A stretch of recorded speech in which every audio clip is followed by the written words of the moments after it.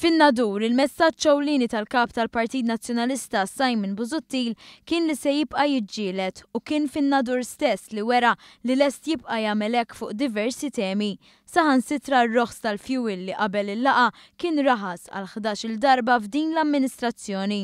Inaqqashomna xi ftit biex min għalih jixtrina. L-attakki ta' Busuttil issoktaw meta tkellem dwar l-investiment ta' $100 miljun tal-kumpanija multinazzjonali Crane Currency li se joħloq 300 impjieg ġdid.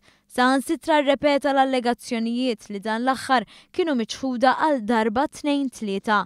Simon Busuttil qal ukoll li se jkompli jaħdem kontra l-proġett tal-enerġija li jfisser il-qalba mill-heavy fuel oil għal gass, bidla li se tfisser arja nadifa. Li aħna allura ser niġġieldu kontri. Waħda mill-ftit affarijiet li ma kienx negattiv dwarhom kienet it-tram li sa ftit ġimgħat ilu kienet train. Għalkemm ma ta' ebda dettalji dwarha ħaseb li tkun idea tajba tgħaddi min-nadur la darba kien qiegħed hemm. Forsi anki min-nadur għawdex, għaliex le, xi ħares lejja bl-ikraħ Chris inkella.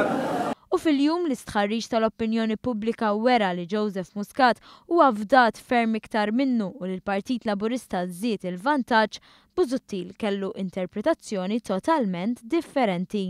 Fil-ftit xhur illi baqalna kapaċi naqbżuhom u naslu għal-rebħa tal-elezzjoni ġenerali.